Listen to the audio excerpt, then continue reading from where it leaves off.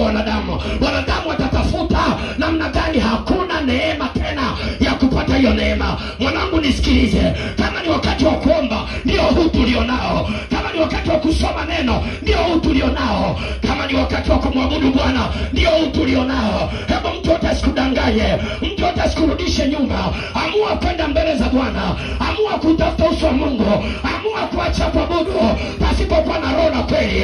Bwana Yesu atusaidie, Bwana Yesu atusaidie, Bwana Yesu atusaidie. Hebu fanya maamuzi moyoni mwako, yani fika wakati mwambie Bwana, nimeamua kukuabudu, nimeamua kukutukuza. Tuache blabla hizi kwenda tu kanisani, unatoka kama umeenda sokoni.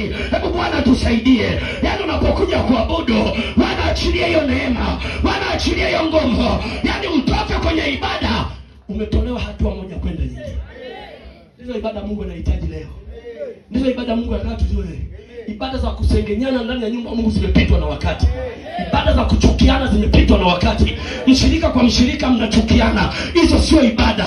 Ibada za kusengenyana hazipo tena. Hebu fika mahali unakuja mbele za Bwana, jione kama uko peke yako mbele za uso wa Bwana. Mimi na mama mchungaji wetu tunaambiana wakati wa mambo siku, namwambia kaa huko na mimi nakaa huko. Kila mmoja anautafuta uso wa Bwana, anautafuta uso wa Bwana. Mwanangu, ikawa hivyo kwako kwa jina la Yesu Kristo. Ikawa hivyo kwako kwa jina la Yesu Kristo. Unapokuja hapa, njoo kama uko peke yako.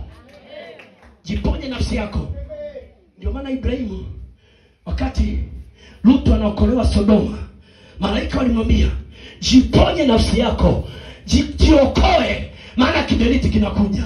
Mwanangu nisikilize, leo tumepewa neema ya kuabudu. Leo Mungu ametupa neema hii. Tunapata masaa haya ya kukaa mbele za Bwana. Tunapata masaa haya ya kuambiwa tuombe. Tunapata masaa haya ya kuambiwa tumkarie Mungu. Hebu tuyatumie kwa bidii. Hebu tuyatumie kwa bidii. Mwanangu, mimi sitaki ile siku ya mwisho Mungu aniambie, kwa nini huyo alipotea? Kwa nini huyo alipotea? Naogopa wanangu. Ndio maana nataka wote tuingie mbele za Bwana, kutafuta uso wa Bwana ili tukafikie mwisho mkamilifu.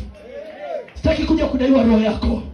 Natamani ungane pamoja nami ili tulipopanda ikilia, wanangu wote nikawaone mbele za Bwana. Wanangu wote nikawaone mbele za Bwana.